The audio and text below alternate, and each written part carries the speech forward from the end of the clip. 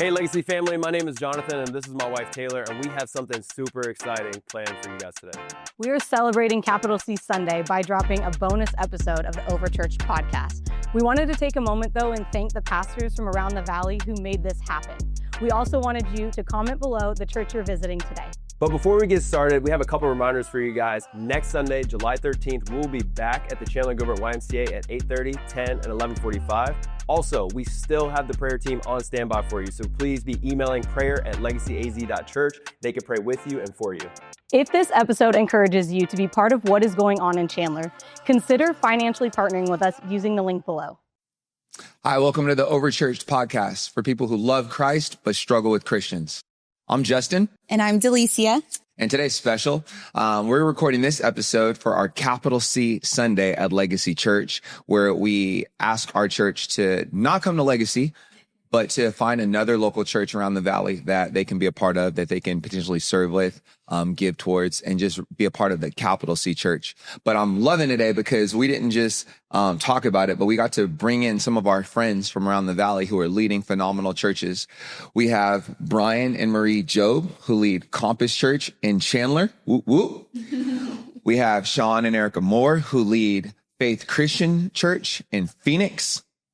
And today's special for us because we've been able to, both of these churches have been instrumental in our lives and with our ministry. I know that when we first launched Legacy 2 years ago, we had no money, no offices. So we would just all, bum rush the coffee shop that Compass has at their campus. And we would just hold our staff meetings there and all the things. So thank you guys, first of all, for opening a coffee shop and for allowing us to live rent free there for So like almost a while. a year. Yeah, it was a while. In the summertime, and we'd be out there. Oh man, but it was beautiful. Thank you guys. And then the Moores have been instrumental in us with us. They lead a phenomenal thing called Man Camp, where that was my first introduction with them, is just being able to go to a camp where we had like 300, 400 men from all over the country come around and just get poured into, get encouraged. Being in an environment that is really unlike anything I've been a part of. So that was our introduction, and that was right before we planted too. So I'm just harassing Pastor Sean, like, hey, I don't know what to do about this. What do I do about that? What do you think about this? And they were just so kind and generous, and we appreciate you guys. So it took us 3 seasons, but we finally got all of us in the same room. Yep. And I'm excited. Yeah, thank you guys for just making time and being a part of this. I want everybody to hear maybe just the name of your church, even though he said it, and just a little bit about you guys. So we'll start over here. Okay. First of all, thanks. We're honored to be here and consider you guys good friends, and thankful we're in the same city as well. Yeah. So my name is Brian Job, and this is my beautiful wife, Marie. And we've been at Compass Christian Church for 9 years now. I moved here in 2016, loved the church, followed a pastor that was there for 29 years. Wow. And so, you always worry about how transitions are going to go. Yeah. And Pastor Roger was amazing. There was kind of that mutual honoring going on, and the transition went beautifully. And so we're seeing God work in amazing ways and excited to be a part of it. Amazing. And then what about you guys? So I came out here in 2003. So we have been pastoring Faith Christian Center for 22 years, and we got married in 2004. So she's been here for 21 years. Mm-hmm. And we took over for a pastor who was in place at the time. Our pastor sent us out here and eventually released us out on our own, became independent, and God has just been faithful. In the time that we've been there, we've seen him touch hundreds, thousands of lives. And I think our greatest testimony is that we have been here for a long time, and we still love Jesus. We still love each other. And we feel like we're still healthy leaders. So that's good. Excited about that. That's great. Super great. I love that. I wanted to know what things you guys are. It's awesome, just the diversity of ministry. Like, you guys have this beautiful building. It's just a testament to what God's done. I love it.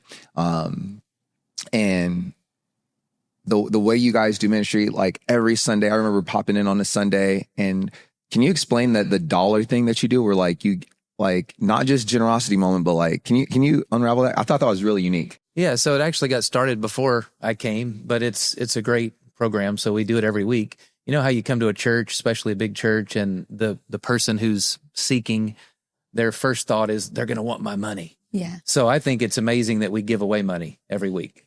So the way we do it is we say, we're going to ask you to throw an extra $1 in on top of your normal giving. And if you do that, we're going to add up the number of people in all our services, every campus. Whatever that number is, we multiply it by $1, and we're going to give that away to somebody in need every single week. So, little aside, when COVID happened and we had 0 attendance, we still gave away $3,500 every week. Wow. So, it's a kind of a thing that helps you understand where we are attendance-wise. So it kind of drives that a little bit, like, oh, that was the number last week.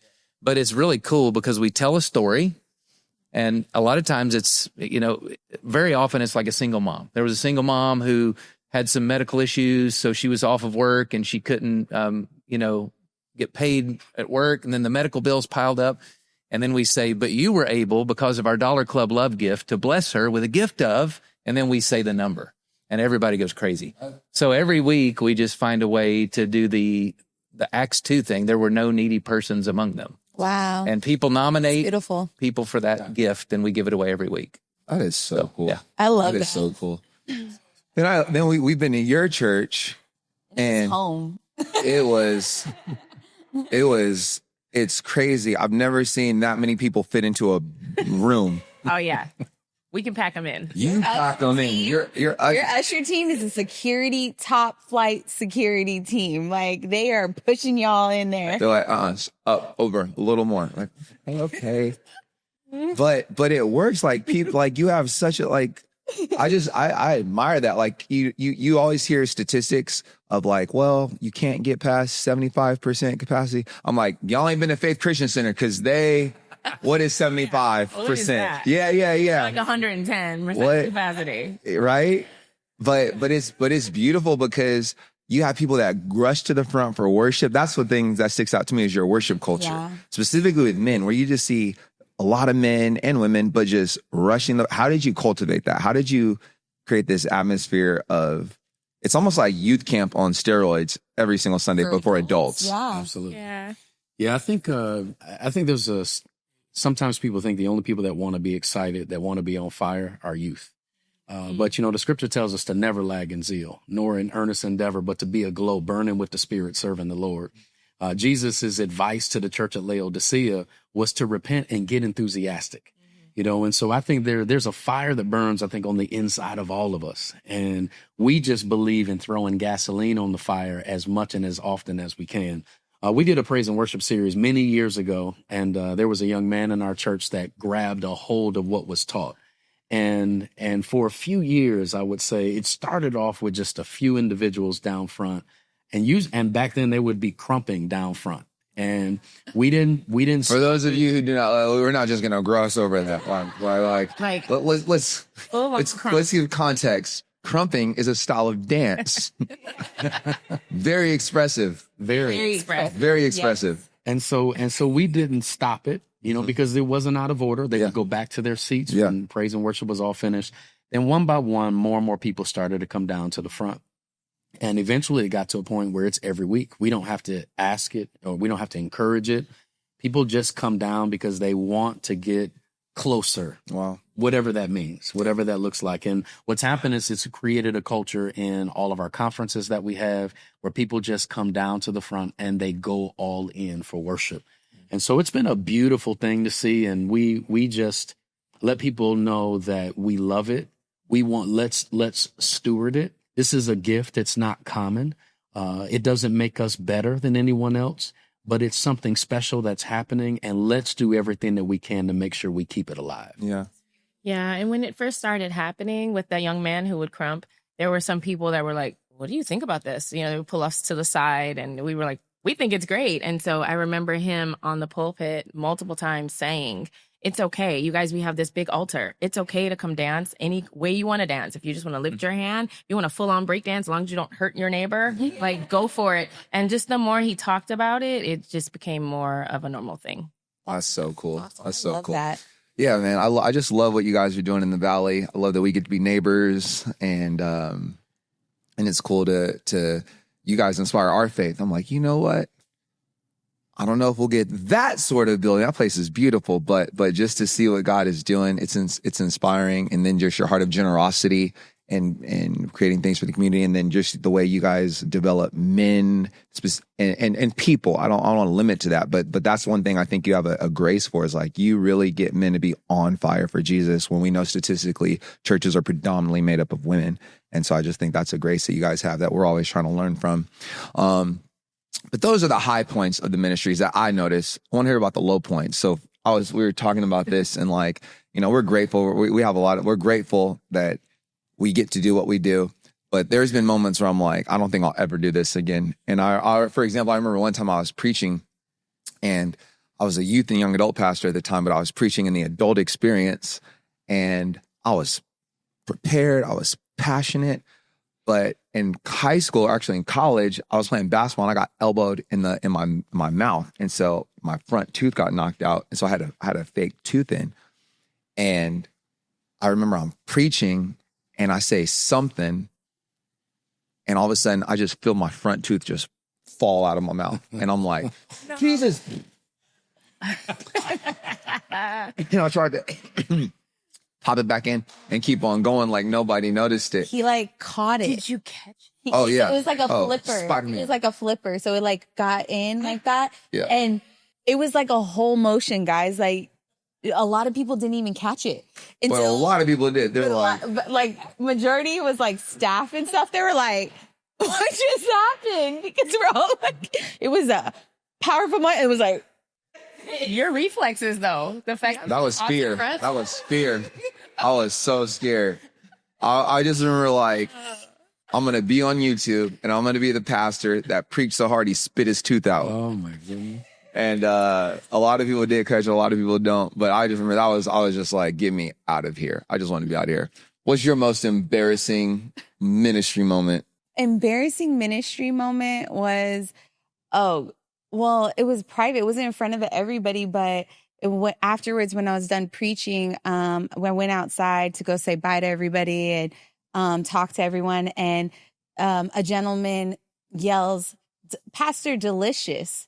And I was like, I had to keep, because my husband would preach and say, "That's delicious to me." But I would be like, stop saying that. Stop saying that. Like, and the moment that man said it, like, I couldn't even keep my face together. I was like, no. I was like, no. Don't you have to. Last time it happened. But I remember at that moment, I was embarrassed, but then everybody else around me, like, heard him. And he said it so casual. I didn't know this man like that. We didn't have a relationship. But he felt comfortable enough to call me Pastor Delicious. And I was like, yeah, no, that's not happening. That's crazy. It's not happening. Security? Right. Where was the security? Right. That's funny. Yeah. I've been called like certain things. I got Michelle Obama one time too, but that's very odd. Yes, guys. I remember that. Wow. That was funny. Yes. What about the Moors? Yeah, you go first. So I have a similar story to yours. Oh, okay. So I had veneers done on my two front teeth. And so I think it was Friday. It was either Friday or Saturday. I can't remember which one. Me and my son are at home and we're wrestling. And he hit me in the mouth and knocked one of my veneers out. Oh, man. So I reached out to my dentist. Thankfully, he was willing to come in and help and fix my tooth so that I would be ready to go for Sunday. Yeah. So Sunday came around. I'm at first service. And I don't know if I was praying or preaching, but I hit one of those P's. Oh, no. At the 8 o'clock service. Oh, no. And my tooth went flying out across the stage. Oh, you couldn't catch it. No. It landed on the platform. It landed on the ground. On the ground. He's like, every head bowed, every eyes closed. Yeah. And then people are texting me, like the PAs and security. Pastor's tooth, I think, is on the platform. It's on the carpet. What do we do? Do you want to go grab it? Do one of us grab it? What if he steps on it? And I'm like, I don't know. We're like texting back and forth. What did you do? So I finished the sermon. There Scoop the tooth up on my way out the door, put it back in my mouth, thinking to myself, it'll be okay for the next service. The next service, did it it popped again. out again. Oh. It did it again. And so I left it out for the 10 o'clock and I had to preach the 12 o'clock as well. So all 3 services, I was toothless for all 3. Thankfully, let's just say we didn't post that video. Oh, yeah. That has to be a Spotify only. The audio. Yeah. Audio, that's audio only, yeah. And then I have a second one. The second one is I did a private So you're doing mine, so I don't have to do it. Okay. Go ahead. I did a private baby dedication for a family. Uh-oh. I'm mic'd up because we're recording the baby dedication. And in the middle of the dedication, when I'm reading the verse of scripture, I belched so loud that, you know, how I couldn't hide it. I couldn't pretend like it didn't happen. I asked my video guy and my sound guy afterwards, did you hear that? I said, oh, yeah, we heard it. It happened. And I was so embarrassed for the family because this is their first child getting dedicated, and I'm belching across the mic. Yeah. And so those 2 moments are totally 2 of my most embarrassing moments. Man. Oh, you just reminded me of so many more of mine now. Like so many more just came through. Man. That's tough. I got a good therapist for you. Don't worry. She's good. She'll help you. Was that yours as well? Okay. Well, do we have time for my? Yeah. Okay. So we first got married. I was like 25. There was a homegoing. We call them homegoings with a funeral. And they said, "Can you read the obituary?" And I said, "Sure." And I got up there and I'm reading the obituary, and I don't know what happened. I became dyslexic. I just all of a sudden couldn't read. I was mixing the words up, and I started saying things like, "He was a plumber, a firefighter. He was born in New Hampshire, Connecticut." Like I was reading the wrong word, and then I would see the correct word and correct it right after it. And I did that through the entire obituary. And I was just like, You gave him a whole nother life. He was a whole nother person. Had a different name, had a different amount of kids. Like it was, and I was like, what is wrong with me? Like it's never happened to me in my life. And since then, I have never read an obituary or done anything at a homegoing since. I love on the family from down there. I'm not on the mic. I don't do the prayer. I do nothing. He's like, babe, how do you, no. 'Cause there's a trauma there. Yeah, we're not doing that again. They were like, she was so distraught. She loved that family so much. Right. Read the obituary quickly. That is Terrible. And we've been to a funeral that the man who was reading, because you're doing a lot at a time, but there was only one guy who particularly did this. It was his only job. That man, he's called the child, and unfortunately it was a child. It was very sad, but he called the child, it was a she, he called her he the entire time. The entire time, nobody, like we were just cringing for him because we're like to the point where the family couldn't really get like appreciated because it was just he kept doing it. And afterwards he felt so bad. He like got ghostly white. He felt so bad. He was like, I don't know why I kept saying he when it was a she. And it was just the name. It was just the name that was throwing him off. And he kept relating. Yeah, you remember that? You were like, I don't ever want to be in that position. Hey, but you know what? You just reminded me. I did a wedding last year, and I called the bride the wrong name. It was bad. And she looked at the groom and said, "Who's Hillary?" Yeah, exactly. And then I tried to fix it by saying, well, your name's about to change in 3 minutes anyway, so let's just go. And they're going to look at that wedding video. Oh, man, yeah. I don't think I'm doing the anniversary, but it's at least the groom didn't get it wrong. Right. Yeah. We had a staff member one time that happened to. That did that. We attended the wedding. My gosh. And they mispronounced the bride's name the entire ceremony to the point where at the very end, the crowd shouted out the correct pronunciation because people were so annoyed by the fact that he kept mispronouncing. He was saying the right name, but just pronouncing it wrong. Oh, and yeah. Yeah, that's why I don't want to do weddings. Yeah, I don't do weddings, right? I don't do homegoings or weddings. I'm like, no, I won't do it. I don't think y'all should do baby dedications. Weddings. Preach the gospel. Yeah, we know who we are. We know who we are. What about the Job? Well, I was trying to think of my most embarrassing moment, but it takes a lot to embarrass me. I work with kids with special needs. So a lot of those scenarios, people might think, but it doesn't embarrass me. And we went to a wedding in December in Colorado. And I think this was probably the most embarrassing. We were coming out of the rehearsal. She's like, oh, Yeah, he already knows. He's like, yeah, this is bad. Brian's a gentleman, like to the T, and he always walks me to the car, and I'm wearing the platform heels that you do not want to be unassisted in with. And I was walking to the car, and he was being a gentleman and going forward to get the door. But I was like, no, I still need you. So he let go, like 3 steps, went to the car, and I fell in the parking lot.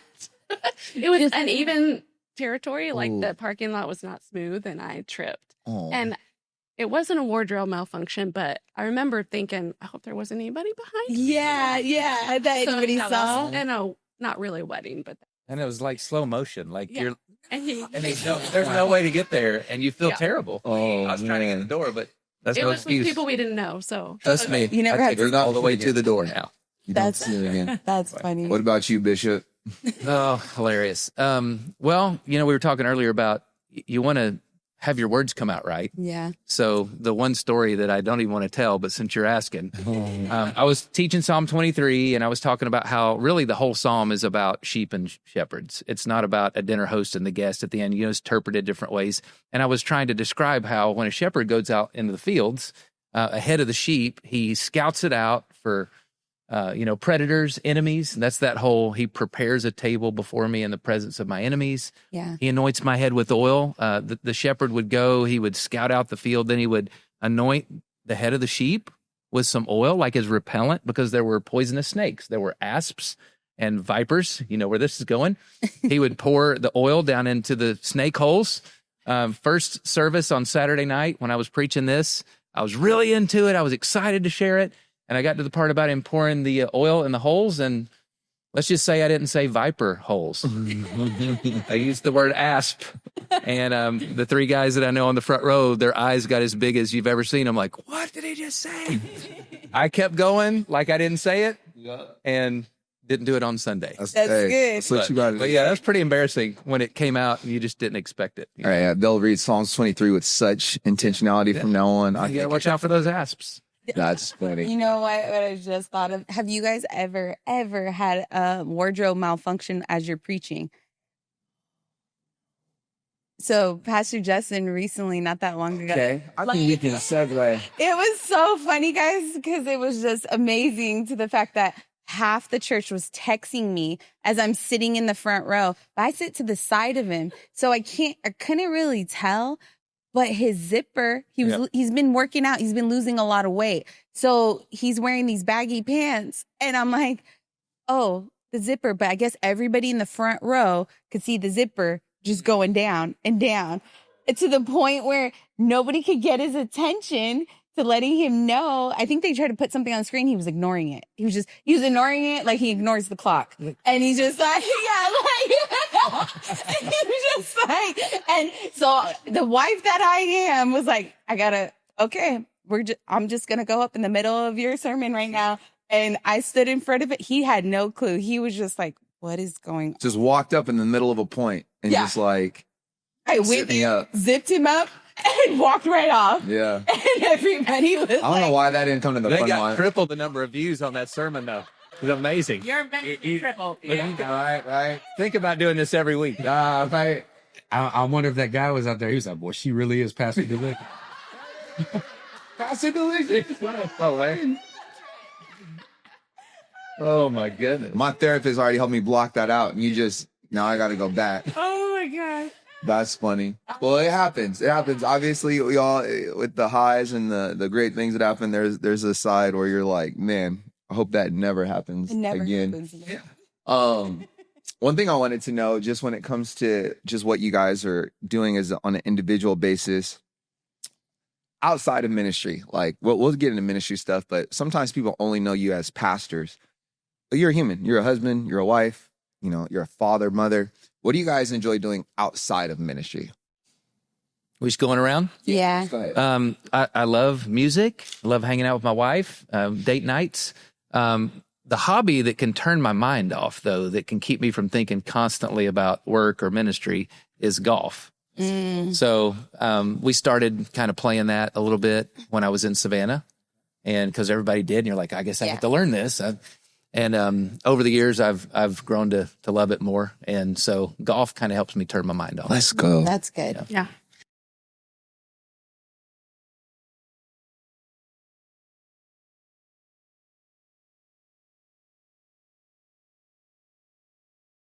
Yeah. You guys have all the time right now because you have adult kids. Yes. I envy you. It's empty nest, then summer, then empty nest, then summer. Yeah, I love it. I love it.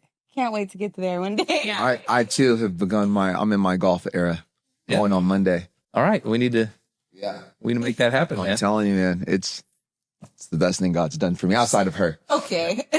But it's sad. Yeah. What about you guys? Mad respect for golfers. It's humorous trying to see me golf. It doesn't even connect with the ball, and then I swing and I hurt myself. So yeah, mad respect to you both.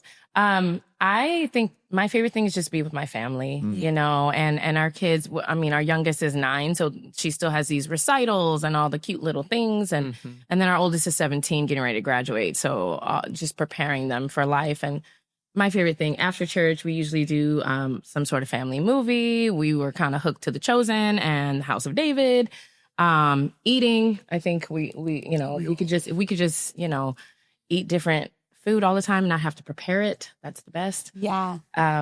Yeah. We're a relaxation family. Yeah. So we could do spa probably every week if we could. We could do beach vacations multiple times throughout the year. Yeah. We just enjoy stepping away from the busyness and just being able to just relax and enjoy each other. Yeah. Time to think. I enjoy reading, working out.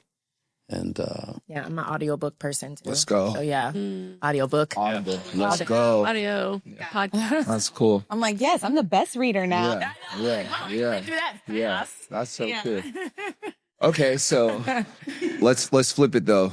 The reason you need to be with your family and go to beaches and the spa days and go golf or go hike, what are some of the challenges that people may not realize that you face as a pastor of a larger congregation that maybe people take for granted?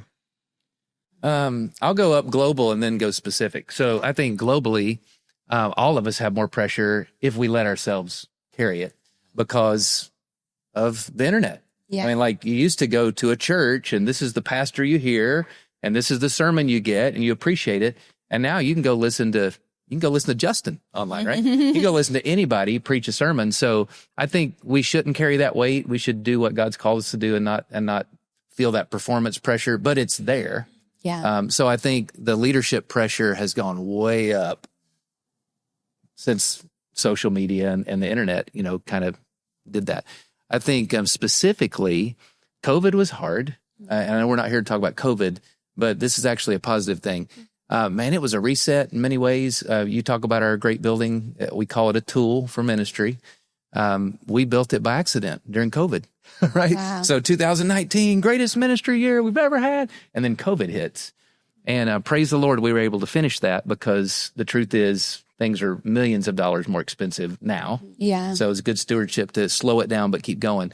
But one of the things that we found was both with our staff, the kind of shakeup that caused in both weird, hard ways to deal with, but good ways later, turns out for the good, for the church. But I guess the thing I would fall to that is a continuing struggle, I heard a pastor in the city say, when people come back from COVID, I think we're going to underestimate the amount of woundedness that we see. So as soon as I heard that, I started praying about that. It perked my mind and my heart up. Yeah. And I thought, what are we doing when people come back to really care for them? So we started Care Night since then. We were doing Celebrate Recovery. We had a lot of support groups, but we decided to bring everything to one night, Monday night. And, hey, show up to church. I hope you have a great worship experience. I hope you appreciate the sermon. Yes, it's a great building and beautiful tool, but guess what? Tomorrow night, you can come back and we're going to take you into Care Night and care for you. So we've spent a lot of time and effort, training, and a lot of ministry dollars just trying to make sure we're caring better for people because, you're going 90 miles an hour with your hair on fire thinking that you're doing everything you need to do. And then something like COVID happens and it forces us to reevaluate and kind of look at the ministry. So I think it's a good challenge, but a continuing challenge since COVID. You've seen all the stats. I mean, there's more depression, there's more suicide. I mean, all that was there under the surface. I think COVID kind of just ripped off the Band-Aid for everybody. Yeah. And so I think a continuing challenge in the ministry is, what kind of job are we doing? And can we do a better job caring for people that are hurting and are in need? So that's what I think about a lot. That's really good. What about you, babe? What do you feel like is something that you're facing as a pastor that people may not be aware of what factors into your decision making? Or I think that for most people now, I think what they're realizing, especially with the internet and how much we're exposed and things of that nature unnecessarily that we want to, and because I like co-lead with you, I think that a lot of people don't remember that pastors are just that. They're pastors. They're not CEOs. They're not like therapists. They're not, like there's so much about me that I'm still growing and learning. And I think that that's the thing, is like for people to understand that I'm still growing and learning too. Like, and to have that grace, because even coming off of Easter right now, you think about how Jesus was celebrated, and then a week later he's crucify him. And as pastors, you constantly feel that. You feel like the moment you make the mistake, or the moment that you didn't handle that right, it's like, crucify them. And it's like, I'm still learning, so I need that grace too. So I think that that's the biggest thing, is like for people to understand with pastors, is like, have grace. When we have people come to Legacy, they immediately, sometimes if they especially come from other churches around the valley, I think the best thing that we can do to stay united is to, the first thing we say to them is, well, you're here now. So I don't need to know why, but you're here now, and let's worry about that healing now, because I don't want a church full of people, whatever happened there, you're going to find something that happened here now. Like if you're looking for that, there's no perfect church. So immediately when they say a name, and especially if I know the pastors, I'll be like, oh, we love them. We love them. And I say that because I want them to know, like, this is not the place for that. Like, this is the standard that we have here. And, I'm sorry if you had a bad experience or something happened, but I hope that you can find healing here. And so, yeah, that's good. I love that. what about you guys? Yeah. You want to go? Yeah, I think just to kind of piggyback on that, I think people they underestimate how much it hurts. How, like, people talk about church hurt a lot. And I, I'm almost biting my tongue, because I'm always thinking there's no one more hurt in a church than the lead pastors and their staff. Are you kidding? And their children. Especially, so guarding the heart, Proverbs 4. I mean, it's just so important that we always guard our hearts, because people are coming and going.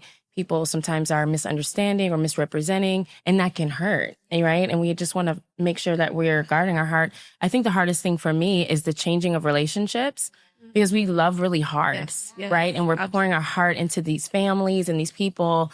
And I just feel like Phoenix is a very transient place. People are always constantly coming, going, moving here, leaving here. And some people leave on good terms, and you want that, and you applaud, like, yay, God's elevating you, woohoo. Yeah. But then sometimes people leave and it's like, oh my gosh, they got offended, or was there a misunderstanding? They didn't even say goodbye. What happened? And there's no closure. And I think for me, the hardest part as a mom, because our kids will bond with children or with adults, and then that whole family is gone. Yes. And they're just like, why? And sometimes we don't have the why. Sometimes the why, you can't explain the why. And I've watched some of them. It's like, God, please help them to guard their heart, because now I've even heard some of my older ones say, what's the point in making friends at the church? We're only going to be friends for a few years. They're going to leave. And as a parent, I don't think people realize we are, like you said, we are real people. Yes, we're pastors, but it hurts when you hear your kids say things like that, and trying to encourage them to, hey, still show yourself friendly, still love no matter what. And just comparing it to Jesus, like you said, people were celebrating Jesus, and then a few days later they're saying crucify him, but he didn't stop loving. And just trying to keep our hearts pure, that we can keep loving, but that hurts. And I just don't think people take that into consideration when they're talking about church hurt. It's like, we're hurt too, guys. God bless you. Yes. You know, It's like, you can leave. We can't. Absolutely. no, we have to stay here. We have to come back every week. Yeah. We have to forgive. Yeah. And if you leave and come back, you leave wrong and you come back, we still have to go, hey, Yeah. like the prodigal son's father. Yeah. Yeah. That's really hard. good. No, I appreciate it. Yeah. Yeah, I would agree. And I think one of the things that kind of hurts my heart about ministry is, as much as we may not want to admit it, leaders have one chance. If you cross certain lines, you are done where ministry is concerned. And it's really not like that in too many other industries, where you get people, and we've seen a lot of, our great men and women of God fall, who've been in ministry 35 years, 40 years. And most people, when they've been in a career for 35 or 40 years, they're retiring and they get to enjoy the fruits of their labors. But it just hurts my heart to know that someone can work that long for 40 years, make bad decisions. And of course, they have to take responsibility for it. They need to go through the process of being restored. But the way that they're viewed by the public is everything they did up to that point is no good anymore because of the fact that they fail. Yeah. And that's pressure. That is, we know we have to stay. If something were to happen with either one of us, the reality is we would either have to move to another state or we would have to probably go to an entirely different ministry and start over from scratch. And again, that's a lot of pressure. It really goes against everything that we teach because the gospel is all about the second chance, the third chance, the fourth chance. And understanding some things, there are certain lines you cannot cross and still serve in ministry. Yeah. But there are some things that they should be able to be restored and people should be given an opportunity to serve again and utilize all their experience and wisdom and everything that they've gained over the years. So I just think it's a part of what comes with being in ministry is knowing that you have to stay on the straight and narrow. And there are just certain things you just cannot do. You can't afford to do. And it costs not just you and your church, it costs your family, your kids, and everything. And so there's a ton of pressure there. And I wish it wasn't like that, because entertainers, they cross lines and I mean do horrible things. And in a year, everybody still loves them. Yeah, they're smacking people on this stage. You gotta have a good Netflix special. Yeah. Yeah. No, I agree. That pressure is real. Yeah. Oh, I wanted to ask you one thing. We appreciate both of you guys. You guys have been doing this much longer than we have. And I want to hear from you.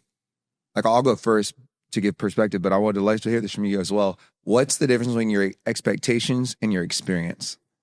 From what you were expecting coming to Arizona, coming to leading a church, or even maybe before, your expectations versus the experience, both for better and for worse. So for us, I had this expectation because of the way we did relational ministry, and like we have a lot of friends we've had for years, and we're like, we heard the stories of pastors that were very isolated and like kind of reclusive and things, and we're like, no, we'll never be like them. We're going to love people well. And we heard people of like, we left that church because whatever, like, nope, not us. We're going to love people. They're going to know us. We're going to... Might have been one of us a little bit more, but yeah. I was like, man, everybody's going to love me, because I'm going to do... And we got a Google review the other day about a lady complaining who came on Easter because our ushers, she came in late, stood in the back, and our ushers kept approaching her and saying, hey, would you like a seat? Or are you looking for anyone? Because she was standing there, and she felt offended that they were disturbing her peaceful worship or something like that. And it's like, they just see a lady standing awkwardly in the back of a place, and she gave us a 1 star. Now, Oh, wow. in my mind, I'm like, what do you people want? Like, because then you'll get the other review that says, no one spoke to me. I felt like I was unseen. And it's just this big church where they don't see people. And so my experience is like, I legit think people come to church, not the majority, but a lot of people looking for reasons to be upset. I don't know. I do not know what these people want, if I'm being honest. And I thought, as long as I love them well, preach Jesus well, and don't do anything that ends up trending on social media, we're going to have a great church and everybody's going to love us. And people suck. I'm just saying, like, the people at Legacy are amazing, but like the other people, I'm just so, what was your experience versus your expectations? You know, I can groove with you on that. I think that, you know, you want to preach God's word and you're doing it with all your heart and you feel like you're doing it in a way that honors God and you're trying to be as true to the scripture as you possibly can and you're loving people and you're standing out the front door, shaking everybody's hand. You do. I've been to your church. I do. Yeah. It doesn't matter how big we get, I want to do that. Yeah. My mom taught me that, right? But at the same time, you know, somebody's always going to be mad. I think the other thing, not to get back, I can't believe we're mentioning COVID. It's my fault. I'm sorry. No. Everybody's like, please, can we just forget about that? No. I think that cured me of some of that. Yeah. Because no matter what you did, somebody was mad. No matter what you did. Yeah. You did this, somebody's mad. You did this, somebody's mad. So we got to the point where like, hey, we're going to prayerfully, you know, throw you some fasting in there, throw you some wise, godly counsel in there. We're going to just do what God's asked us to do. And at the end of the day, sorry if you're mad. Yeah. That's your own issue. And the other thing, and she's taught me a lot about this over the years, is if people are upset and they're mad, 99.9% of the time, that's not your issue. Yeah. They're dealing with something. And because COVID kind of opened up all the wounds for people are dealing with their trauma in different ways. And there's a lot of immature dealing with trauma. And so when people they're angry with you, if you sit down and have a conversation with them, if they even let you do that, I think you would find out they just got a lot going on in their own hearts and lives. And so to know that it's not fun, I don't like it, doesn't feel good. When we get a review like that, I noodle over it too. But at the same time, you'd pray for that person and go, well, Lord, you know, as we'd say in the South, you know, God bless them. Yeah. You know, they got some stuff going on and I hope they can find their way to healing, because that's a miserable way to live, to be complaining and mad about everything all the time. Yeah. But that is disappointing in ministry when that happens. My bounce back now is I just say, man, you should go to Compass Church. They would love to have you. I had another question for you guys. Because like you said, they're mad. People are mad. But what are you seeing in terms of going into, like, what are they're hurting though? Like, it's coming from another place and they just vent out by giving you a 1-star. What are the biggest areas you're seeing within your church or your city where people are hurting and that you feel called to, like, provide help, healing, resources? I would say, so our vision is to represent Jesus and change the way people see church. And so what we get a lot of, I'm sure everyone gets this, but we get a lot of people who have been turned off by the church experience. Mm-hmm. And I feel there is a grace on our ministry to help people work through the issues that they've had. Because oftentimes, if we point the finger at everybody else, we can't heal. At the end of the day, we have to take responsibility for our offense, for our pain, whatever has happened to us. Even if it was wrong, what happened, we still are responsible for how we respond to it all. So we really challenge people to confront the things that have paralyzed their movement in the kingdom. And I think in dealing with those things, what we found is leaders come, and we don't even know that they're leaders, and they will sit in our ministry for a time and just heal up under the word. And we'll challenge them that, listen, you can't just love God with all your heart, soul, mind, and strength, and you can't stand people. The reality is that if you love God, you have to love his kids. If you tell me you love me, but you can't stand my children, you lost me. And so God is going to challenge us to extend the same love, the same grace, the same mercy to other people that he extends to us. And so we enjoy dealing with a lot of the things that have caused people to be turned off by church. And obviously we deal with it too. You know, people have bad experiences at FCC and leave and go to other places. They go to Legacy, they go to Compass, and we love the Moors. And we encourage them, like, yeah, go over there. You guys are going to be blessed. But we found that has happened quite a bit. We hear a lot with church hurt. nowadays, or people that haven't been to church in 30 years. Wow. All of a sudden pop back up on a Sunday to give it one more chance. And we just trust that God is going to continue to use us and other churches to help confront the pain, because, pain can become an idol. And what protects our pain oftentimes is our pride, because we don't want to be hurt again. Therefore, instead of trusting what God said, I'm going to do what I feel is best for me, instead of doing what God actually tells me I need to do as a Christian. That's good.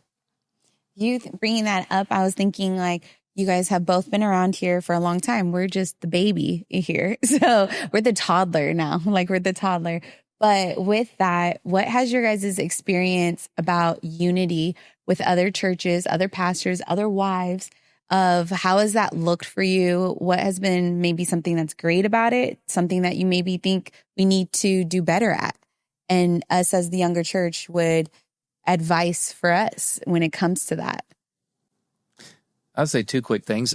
I love what Rick Warren says. It takes all kinds of churches to reach all kinds of people. So I think we would be wise to not say it has to be a certain way. Yeah. Like if you don't go to our church, that's okay, as long as you go to a church, right? Yeah. And but I'll tell you a real story. So I got here, and shortly after I got here, I'm trying to connect with other pastors. We did some prayer stuff in St. Louis together. And I thought we can do that. So I'm having breakfast with this pastor one morning, this unnamed pastor. Yeah. And he is really frustrated because another big church is moving a campus into our city. And I listened to him talk about that for a minute. And then I said this, and it's kind of our heart, I think I would say. I said, listen, if you added up all the numbers of all the people in all our great churches, it is a drop in the bucket of the number of lost people in this valley. Yeah. So it's going to take all of us to reach them. There's plenty of lost people, right? So the whole turf war thing that happens, I can't believe you moved in. I mean, we're a block from another mega church. So, I tell people all over the world about you guys, about just We're on the same team. but at the end of the day, man, we're all trying to reach lost people. The Great Commission is what we should all be about. So I think there can be great unity around a heart for the lost and the hurting in our community. And if we really believe that that's the mission God's called us to, that Jesus gave us, then we should be pulling hard for each other. Yeah. That should create great unity. Like, how can we help? What can we do? There's another church that's celebrating their 100 years this year as well, small church. And they came over, we kind of did a tour, and we talked to them. We got some of our leaders with them, and we're giving them our outside the walls Dollar Club gift on our 100th birthday because they're turning 100. Wow. As a way to say, we're with you. Yeah. Way to go. We support you. So I think turf wars turn into silly things that aren't of Jesus, right? And Erica, I don't know how good you have been with interacting with other pastors' wives, or female pastors, but that's something I desire, but I think the thing that has hindered my heart a little bit is you only have so much capacity. It's not that the desire is not there or that I'm not for it. Just spearheading that would take a lot, but I'm open to it. And anytime I have an opportunity to meet new women in ministry or pastors' wives, I'm like, tell me about your story, because I love meeting new people. I love seeing how God is using a variety of us, different personalities, to further his kingdom. So that's awesome. Yeah. That's beautiful. I love that. What about for you? I think that's true too. I think a lot of us, the whole isolated pastor, I think a lot of us, we don't want to be the isolated pastor, but then we get so caught up with our church calendar and our own personal lives that it's like, oh my gosh, I have turned into the isolated pastor. And so just reaching out, inviting to lunch, and I am naturally an introvert. So it takes a lot of, no, you text them, you met them, you do this. And so I'm intentional, go over there and talk, but I think, you said something that was really cool earlier. We were just talking about community and how can churches bond. And I love the idea of having community-wide events that multiple people from different churches serve at, instead of it always being your own, all of your dream team or only your volunteers, if several churches come together to just preach the gospel, you guys are baptizing over there, you're sharing the gospel, this church's worship team is leading. And I think that's just a good demonstration of unity for the community to see that it's, 5 churches came together to do this. I think we need to do that more. especially in a big city like this. I think we should do that more. I would love to be a part of things like that. I would too. Yeah. That would be great. Yeah. I'll probably end up being known as the COVID guy after this. But I think a great display of unity was seen during that in the churches in our city. We had a Zoom call. I hate Zoom now, but we were like, Yeah. every Wednesday, 2:00, we're all going to be on a Zoom. And there were dozens of pastors, right, on the Zoom call. And it was great at first because what are you doing? What are you doing? The governor came on there and he was like afraid that we were going to do we've got our own liberties and you can't tell us what to do. He was just bracing for that. And our churches all said, how can we work with you to do what's best, right? For the Lord, but also for the people we're trying to serve. And he was shocked, right? So we kind of all decided at one time, we don't want to, but we're going to close for a time. Like, why are you closed? We're all closed. Yeah. And then we all open back up at the same, why are you open? We're all open. And I thought the church speaking with one voice like that. Yeah. Then we did an ad campaign at the end of it where we had a big billboard, welcome back to church weekend. And it was from Arizona's churches. It wasn't one church. There were all kinds of logos. Yeah. And I thought that wasn't perfect because it didn't include everybody. But the fact that we were trying as a church community to say, it's not about one of us or two of us. We're all in this together. Let's speak with one voice and let's serve people the way God's calling us. I thought that was beautiful. Yeah. I would love to see more of that working together, like you're talking about, Erica, and speaking with one voice. Yeah. I love that. I think one thing I really love about just even our dynamics, like the fact, like you said, you have your church and then another mega church. You know, I could throw a baseball or maybe you can hit a 9-iron. You get a 9-iron. Yeah, you get a 9-iron. But I was at an event recently, and I saw the pastor of Cornerstone on your campus. And I was like, this is beautiful. And then I think about Man Camp, where you get all these churches from around the world now to come to Arizona. And the focus is developing men, not FCC or any other church. And I just think things like that are beautiful. But I also think even language matters, because one thing that grieves me, if you're going to go down as the COVID guy, I'm going to go down as the guy who hates YouTube theologians who all they do is criticize what's happening in the church. Like, that is my biggest pet peeve right now for the past few years, is all these the Christian influencers who their influence is based on beating down other ministries that don't align with their theology or methodology. Like, that pisses me off to the core, because I look at it from the aspect of, you're not getting anyone saved. You're just giving them a skeptical view of other people who are trying to get them saved just because it is. So you're not, it's anti John 15 or John 17. But I love what our dynamics, because it's like, our church is 5 minutes from you. You know, we're new, and you guys have it's always been, hey, how can we be a part? And it's like, hey, like you said, people end up at Legacy Church and it's like, oh yeah, we love Legacy. Same thing. Like, I consider us like, we have joint custody with like Compass and FCC. You're saying that. Yeah. I think you do. Yeah, like, oh yeah, that's like our sister. That's our, yeah. We have our larger Chandler location. We have our Phoenix location. But I love the fact that it's not, because I've seen environments where it's super competitive, or like pastors are DMing people, which I don't understand. Once you cross 1,000 people and plus you have a family, it's hard for me to keep track. Yeah. Like, I only really know the people at our church who serve or who are faithful. Like, other than that, it's a face. But I know the people that you build with, who you bond with. So anyway, I love the fact that it's no sort of competition of, wait, why are you at Legacy, or why? And it's like, I want you to be where you want to be. And if you don't want to be here, you're not actually helping us being here. So if you want to be there, then go there. We love, and we try to keep that heart. But I guess my question is, how have you seen competition and criticism crippling the culture of Christianity in your context? Have you guys, is that just a Legacy thing where I'm dealing with all these things, or? Can I speak into that a little bit? I think it's dependent upon what city you might be in, because I have not felt that in our area at all here in Phoenix. I know in two other areas we were in, Savannah and St. Louis area, I think we had that competition. But like you said, it's a very transient area. So I think we're excited for the people that God brings. And if you leave, okay, God bless you. We'll miss you deeply. But yeah, I haven't really felt that. And when you have mature leaders in the church that are supporting each other, it makes it easier. Yeah. Chandler's felt that special. personally. Chandler is Chandler's special special. in that way. Yeah, Chandler's special. So just so your podcast listeners don't think that you're just making this stuff up, I got a real story for you. You ready for this? Yeah. It's a short one. So there's a guy that went to our church and his wife passed away. It was brutal. So he was so sad, man. He sat in like a green room with me and just cried and cried and cried. We prayed over him. We helped him with the funeral, of course, and he loves Compass. But all those memories tied up with his wife were right there. Guess where he goes now, Justin?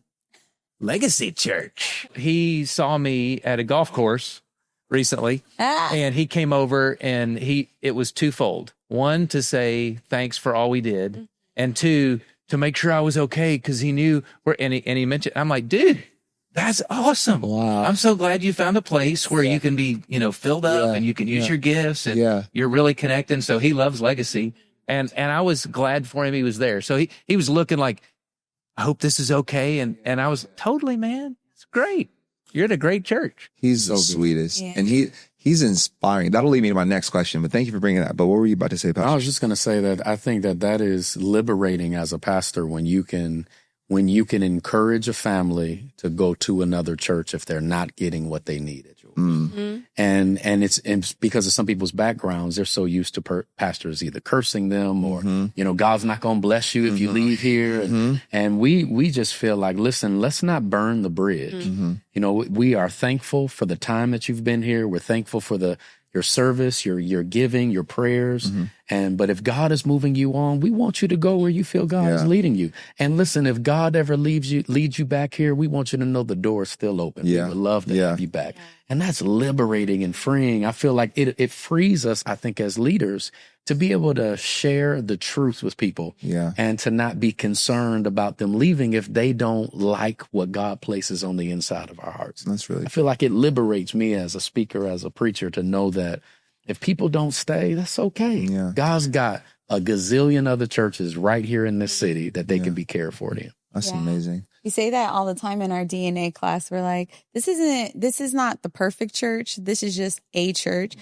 If God called you here, then that's great. But also understand God doesn't change his mind. So we be very careful and wary about you saying God brought you here. Yeah. Like, cause just say Google brought me here. Yeah. Or I want to change something in my, there was just something that had happened. Like, I think it's best if we leave and just be honest about that. We're trying to teach people more to be honest about that and be okay with that.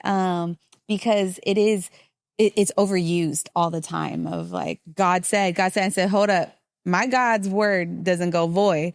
So, and he's not a wishy-washy God. He's a God that says what he's going to do. And when he says it, he means it.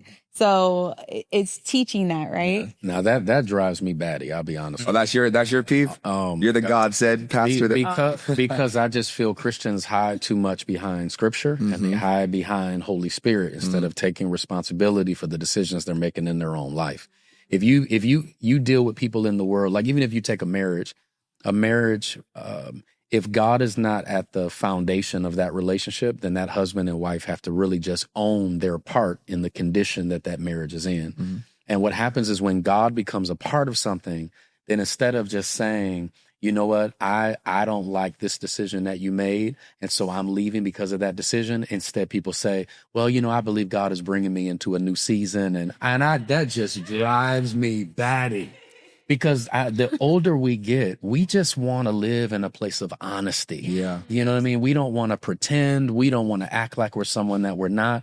And we just want to be honest about what's going on. I joke with my wife. I said, if I come up to someone who we've had some interesting interactions with each other, I'm not going to say, it's good to see you.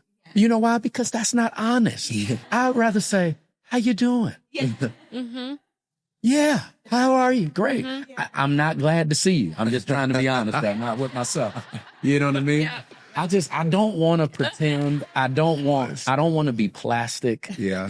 I want to be who I am, and I want to be honest about what's going on with me. Yes. And I want other people to be able to live in that space instead of hiding behind these tools that have been given to us to transform our lives. But at the same time, again, just pushing the responsibility off on God instead of just owning what's happening on the inside. That's really, Yeah, you wonder how many times God's going, I didn't say that. Right. yeah. Absolutely. I just want to commend you, Sean, on that maturity, and Erica, because it does take a lot of work. It sounds like you've done that because all of us have experienced pain, like you said. Sorry to go back on that for a minute, but No, I feel like God's allowed us to go through painful parts of ministry when you do pour so much into staff, and they're like family. Anybody that walks through doors, I'm like, you're home. And then when someone leaves without closure or anything, that can affect you. And then I have to be curious about why it affected me. So we've done a lot of work. I want to commend you too. Just the last 3 to 5 years. I mean, it's included EMDR therapy and like trauma-informed stuff because we want to honor the body of Christ that God's entrusted us with to the best of our ability. But it's taken some work to get to that place where we can Absolutely be honest with ourselves now. And I think maybe turning 50 for me, that hit. But age with wisdom, I know. So yeah. You That look is good, girl. beautiful. Yeah. No, that's a beautiful response. So Let me appreciate it. Thank say, you so much. I appreciate and love that you said your age because when that's a pet peeve of mine. I'm 51. Women acting like they can't say their age. I'm like, that's a testimony of how good God has been to you. Yeah. So why are you hiding that? Right. So kudos to you. I'm 51, 45. actually. Okay. Yeah. Yeah. And all the audience is going to comment like, you look good, girl. Like, we'll take all that praise. Yeah. I want to ask that though, because you did touch on something. Just what was the point where you thought, I don't know if I'm going to do this anymore? What's the point where the pain of ministry and people? You know what? I'm being honest. Yeah. I'm trying to do like Sean did. Yeah. I never had that. Let's Yeah. go. There were some horrible things. Yeah. Like before I even went into the ministry, we don't get into this, but my girlfriend of 3 years before I even knew who Marie was had an affair with the senior pastor of my home church. Oh. So if you're thinking, I want to go into ministry and this is kind of the guy you're at that point, Satan's like, all right, you're done. No, Wow. I'm not. It's a call, right? We went through a really hard transition in St. Louis. Brutal. I mean, I remember standing in the kitchen crying and I said something funny. I knew it was a lie when I said it, but I said, you can't convince me that it's not about performance. Because when you perform perfectly, everybody's clapping, everybody's happy, but one little thing, like you talked about, and they're ready to crucify you. Yeah. Right? And it, you know, we don't need to get in that story, but at that point you could say, well, I'm done with this. I promise you, never once did I waver from the call because I knew it wasn't about people. It was about what Jesus called me to do. Yeah. So even in those moments where I'm hurt, I'm sad, I'm mad, I'm confused, I feel a little lost, I still hold tight to the calling. Like, this is what I'm supposed to do. I'm not sure where I'm going to do it now, you know, but God still called me to do it. So I think that helps you forgive. I mean, it's not easy to forgive, right? But it's easier knowing that it's Father, forgive them. They don't know what they're doing, but I know you know what you're doing. So I'm going to trust you even when I can't see it. So that's the truth. I never wavered from the call. You guys. Yeah. I think for me, not leaving ministry, but last year there was a very hard fracture in a relationship that I was very close with. And for the first time, I thought, I don't know if I'm going to get that real with someone again. Wow. Good. I'm not sure, So real. Lord. So I have to be curious about that and ask the Lord to heal those parts of my heart. So now, a year later, after doing the work, I'm like, okay. I love that again. you say that, like your curiosity, you're keeping that curiosity because it's like almost what we say all the time is like we're just wrestling and just like that wrestle with God of just, you know what, that happened. That was real. And that everything that the feelings, the emotions that are brought with it, God, I just got to wrestle with you on what that means for me. And what am I supposed to be learning from this, growing from here? And because I know that you called us the people. And as much as I want to be like, that's it. I don't trust people no more. Or, you know what, guys, I'm not doing pastoral meetings anymore. Like I'm just keeping it. I'm just mom. I just preach. You know, I just preach and I'm mom. And as much as that happens at times. So I really commend you on just the healing that you've been on. I feel like I've been on this journey for the last like 6 months and I'm continuing and still because I don't want to lose that of, you know, as much as things have happened, we've had a lot of crazy transitions and a lot of crazy stories that I'm like, God, why'd you do that? Like, why did that happen? And it's really brought us to this place of, I feel like having the same heart of him and understanding that, no, I've still called you, but to look like me, you're going to have to walk like me. And that has just been something that has kept me going for that. So, Absolutely. Yeah. So good. Yeah. I want to hear from you guys too, because you've been doing it for, we're 2 years in, you're 20. So 21 years in. yeah. Well, but I've been in full-time ministry for 26 years. Okay. COVID. Now we're going to say it. Yeah. Thank you. For the first time, I saw him get to the point where he was like, I don't know, maybe it is time to think about doing something different. And I was like, whoa. Before that, it was great. Ministry is awesome. Right? Even with the struggles. Yeah. Right. Mm-hmm. I know for me, we have a very multicultural church. There was a lot of racial tension during that year, especially the summer. And it was rough on social media. Mm-hmm. And me reading comments of our members saying things, and I'm like, are you saved? Yeah. Yeah. I was getting DMs of members who were asking, am I still welcome? They weren't African American. So other races saying, am I still welcome to come to our church? Broke my heart. What do you mean? Yeah. Because of some hurtful things that other members were saying. And it was just so hard.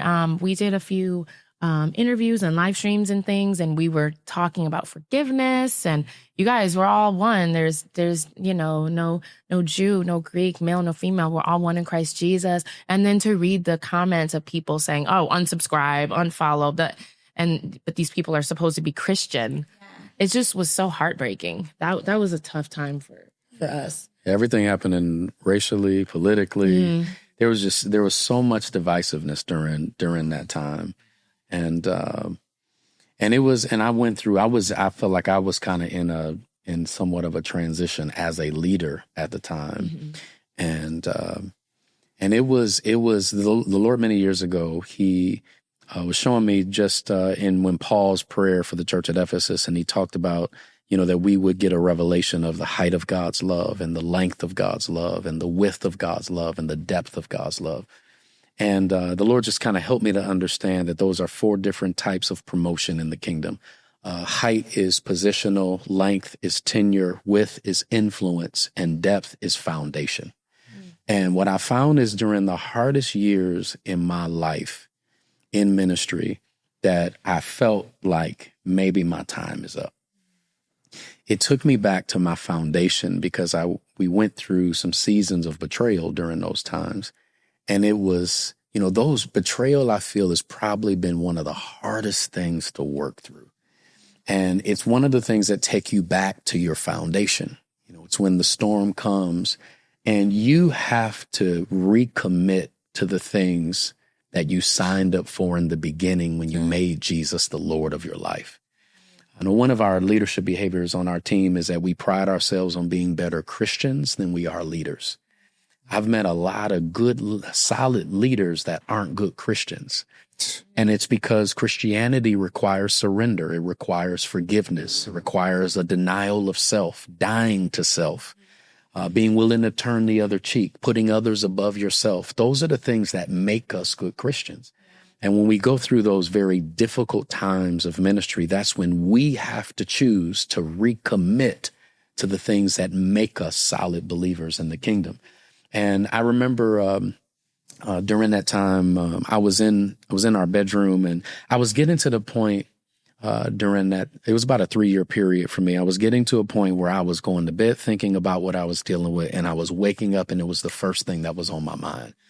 And one day I woke up, and my wife was listening to what I was saying, and she said, okay. She took out her phone, and she just started writing down, tell me everything that you're feeling right now. So she started putting it in her phone, and then she started writing the opposite of that emotion, what I was feeling, what God had to say about it.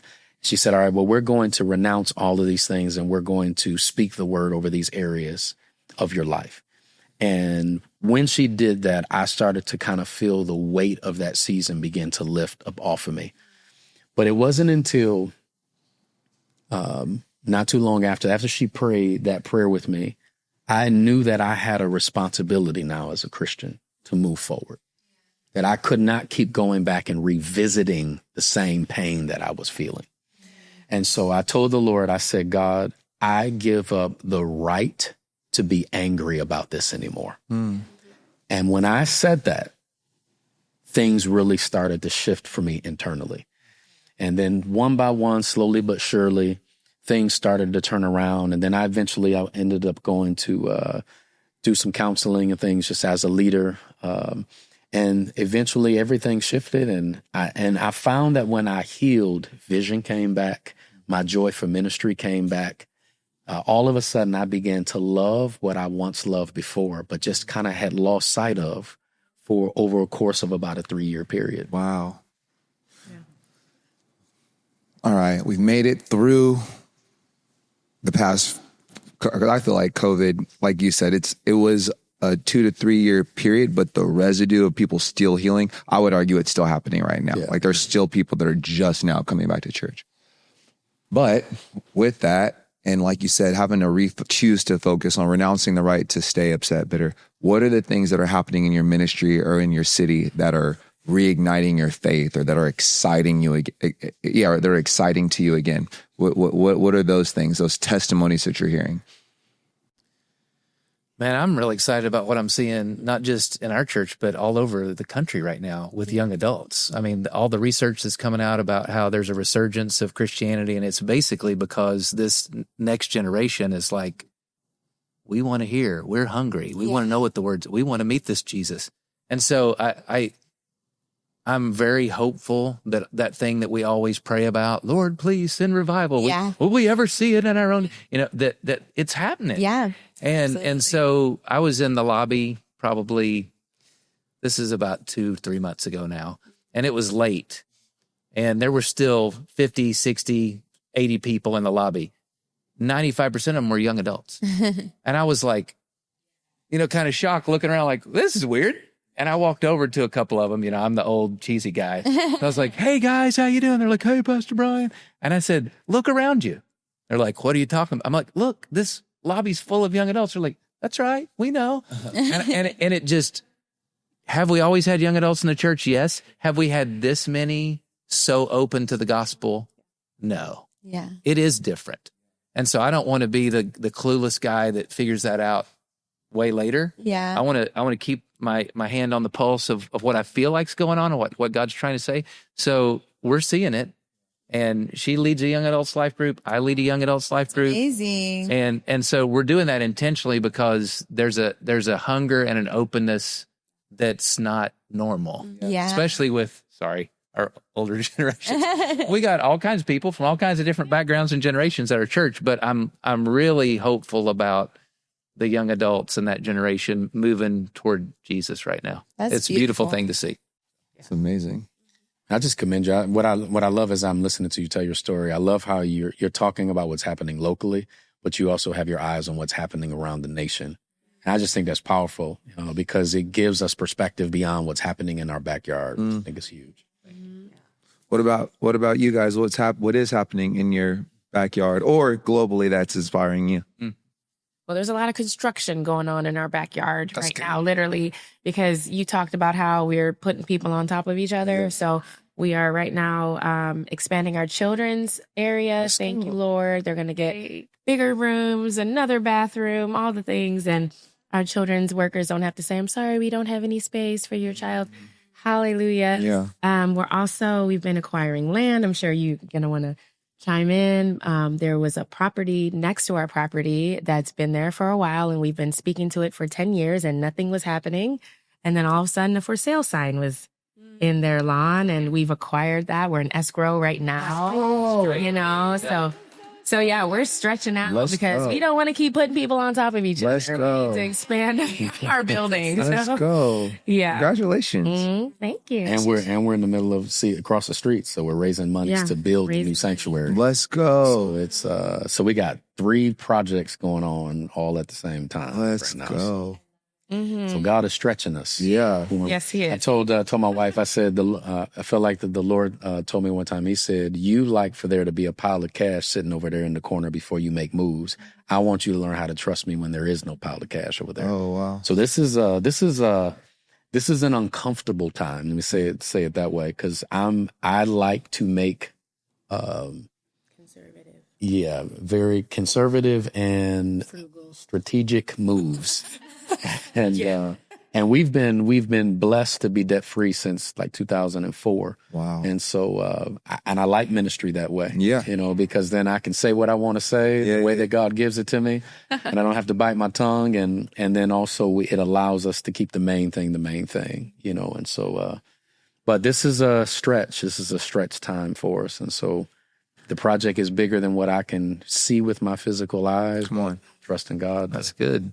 It's good, right? I love that. I know. I love that. I love Great it, guys. stuff. Stand the chairs for it. Yeah. What about you? What are you excited for? Oh, for our ministry? Yeah. I love your dress. Thanks, babe. Is that new? Yes. Yes, it is. That's cool. Okay. This is what happens when he's preaching. And this is great. This is where it goes, guys. Delicious. Okay. I'm gonna text you, Pastor Delicious. Sorry. I'm gonna change your name in my phone. Pastor Delicious. He's been saying that since you walked up on the stage and helped him out, But no, Excited about it. there's so many things to be excited about right now. We started, we're always looking for a space in a building. We are getting, unfortunately, I know it's amazing and a testament to the people that set up a YMCA and take it down every Sunday. That's not easy. And especially in the heat of Arizona right now. But period, just being in Arizona, that's a lot. But the most exciting thing is that we're doing Essentials. Essentials is the how-to. It's a foundational 6-week class that's happening. And I have the privilege of teaching that. And we're doing our second round right now.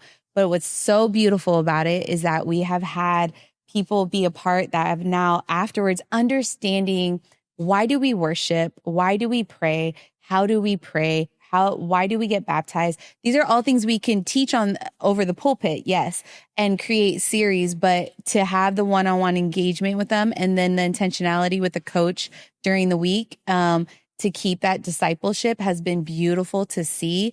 And so I have 6-year-olds that are in there that are I'm unlearning things that I never realized that wasn't scriptural and biblical, that I just did because it was traditional. Did you say 60? Yeah. Oh, okay. 60. And and it was so amazing to see and hear of just people wanting to get baptized, now serving because they feel like they fully understand, even though they've been to our DNA members class and everything else. It's just I don't know, this engagement for them and to allowing them to know those how-to. So it's been really great. I feel like as a pastor, those are things that allow my shepherd's heart to just feel very thankful to have. You guys teaching a small group. It's I've teetered with that of should I do that? Is that going to be I don't want to make it unfair to all the other life group leaders that are going on, right? But a part of me is always tugged that way. And I'm you know what, Lord, I think this is from you. I just need to keep this because this is what helps me to stay low and to remembering to who I am and who he's called me to be. So that's been fun. I love that. I think my favorite thing happened last Sunday when we did baptisms. Yeah. We got to baptize a bunch of people, including our daughters. Yeah. Our 12-year-old and our 6-year-old. That's the best. Love that. Cool. Yeah.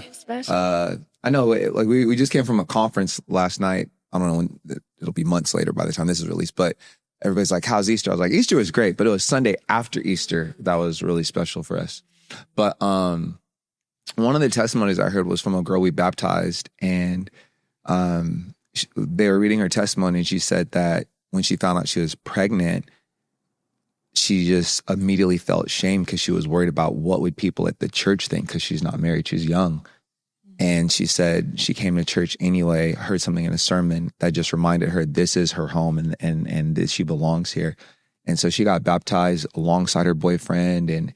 And I was so grateful to be a part of a church to where it reminded me of that Jesus with that woman. You know what I mean? It's we all, you know what I mean?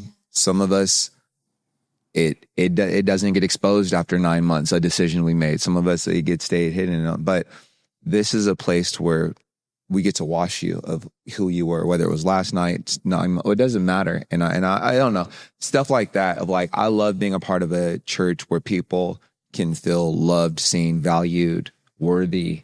And it just made me feel grateful to be a part of Legacy. So being able to hear more stories, being able to hear about what our people are getting out of Essentials, but I guess learning stories more than just seeing the numbers, but like learning the stories is what's really inspiring me right now.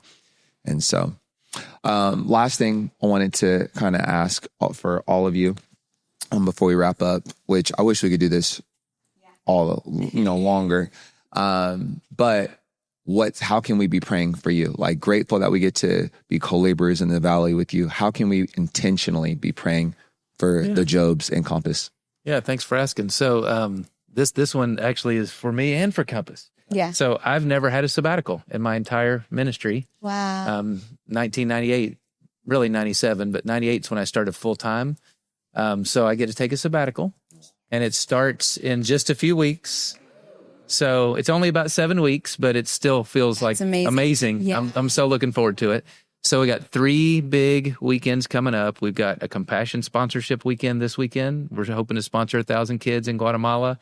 We got Mother's Day. Yeah. And then we got our 100th anniversary celebration weekend on May 18th. And then sayonara. Then I go for 7 weeks. So I pray for our kids. I'm going to see them 2 of those 8 weeks, but I'm going to be gone too. So I'm just praying for a good sabbatical. I want true rest and renewal. I'm trying to be strong before I go into sabbatical, which I've been working on that, so I'm not like stumbling into it. I want to be even stronger coming out. So pray for the sabbatical. We're doing some soul care too together in Colorado. And then just for the church while I'm away. It's good for them that I'm away, good for me that I'm away, but looking forward to getting back too. Let's go. So that would be me. I would say I just signed up to finish something through Freedom Academy, and it's a trauma-informed life coaching thing this year. So just bringing that level to the church and special needs families and just everybody as a whole. Wow. And then, just our girls, just their walks with the Lord. They're strong, but just stronger, and where the Lord is leading them and leaving the past behind, but also moving forward with. Yeah. That's so good. That's great. Really good. Yeah, we will be praying for that. Definitely. Thank you. So happy for you guys. I know. I'm so happy. That's Maybe we great. can golf over those days. Dude, I'll be golfing a lot on sabbatical. I tell you that right now. I said, Lord, I want to come back strong, rest, renewal. But the icing on the cake would be my first hole in one. Let's go. Yes. Let's go. What'd you say? You go first. I it's would the same thing. Yeah, I would say we're just in expansion mode. So, we just really are trusting God for these projects to be complete. It's the biggest thing we've ever done. We have done smaller projects in times past, but it's kind of like, have you ever seen the movie Gone in 60 Seconds? Mm-hmm. This is kind of like Eleanor, and there is and I've told the church, I said, I have burnt the plow and I've killed the oxen. I said, there is no plan B here. We're all in. So just pray for us that this goes well and that we are able to finish what we need to finish, because we're at 4 services. We're not trying to go to 5 on Sunday, and for the sake of health and everything else, long term. And then I know just for me personally, one of my goals is really just to grow spiritually this year. Just want to continue just to grow healthier as a Christian. And just want to grow in my walk with God. I want something out of my relationship with God that I haven't had before. And so I'm just trusting God for whatever that is. I don't know what that looks like completely, but I'm trusting God to do a new thing and for it to spring forth. Let's go.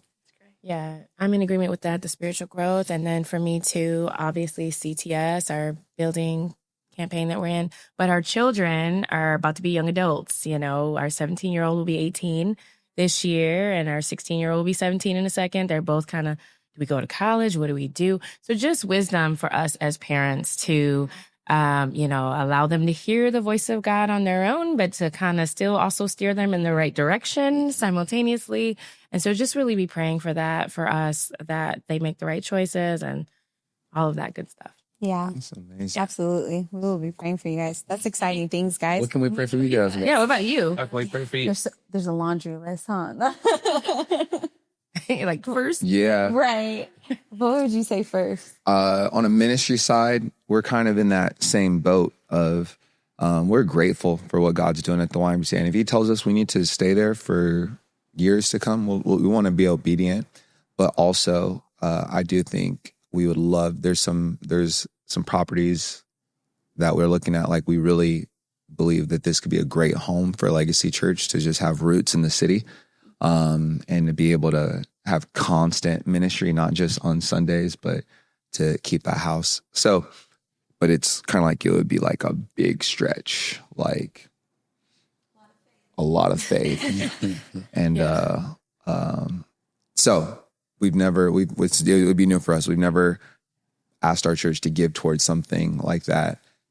We've never led any sort of building campaign or anything like that. So praying for wisdom and for, if it's God's will, for him to work it out. That would be my biggest thing. And then on a ministry side, and then on a personal side, I like what both of you guys are saying. Like, I want to be a better follower of Jesus than a leader for people. And so not losing my commitment, my love, my joy just for God, I think is essential. And I would just a better follower of Jesus, better husband, better father, more present. I guess that's it. More present follower of Jesus, more present husband, more present father. Yeah, for me, it would be to just allow myself, like I said, I started this healing journey 6 months ago. So I'm about to go on another retreat for the first time that I feel guilty already for going on. But as a mom, that's just the mom guilt. That's everything, like the leader, the pastor. What about as a wife? What about me? I'll get You're fine. But pray for her. But I think that I think for women in ministry, I think overall my prayer is that I'm doing this for the many more to come behind me, to encourage them, to allow them to know that this is okay, this is a safe place, and that this is what you need to do in order to be a healthy individual, a healthy mother, a healthy friend, all the roles that we play, and pastor especially. So that would be my prayer. But again, we just want to say thank you guys. We truly do admire, respect, and appreciate just both of you, or both sets of you. Just what you guys are trailblazing in Chandler for us to be able to follow and be a part of, and just the unity and kingdom mindedness that you display and exemplify. It means the world to us. We're grateful to be in Chandler, right around the corner from Compass. We're grateful for it. We're grateful for FCC and just you guys and the way that you keep fighting for diversity and unity and men and women and all that you're doing. And you guys are reverse aging. No one would believe you've been doing this for 20 whatever years. We'll Venmo you later. Thank you. Give to the building campaign. I don't need it. The building is it. But seriously, we're just grateful. We're really grateful that we get to do life and ministry alongside you guys. And we always say it's not what you do. Everybody's a Christian. Well, not everybody, but Christians are Christians. It's who you get to do it with. And so we're grateful that we get to do it alongside co-laborers like you. So, man, we hope this podcast blesses you, encourages you, reminds you that you're a part of something bigger as a follower of Jesus. You can follow him for yourself, but not by yourself. So find some other friends, find some other people that encourage you to enjoy the journey, the ups, the downs, the highs, the lows, and don't give up. And so enjoy your day. Be blessed. Go love, live, and lead like Jesus. We'll see you later. Thank you so much for joining us today. For more content, comment, and subscribe.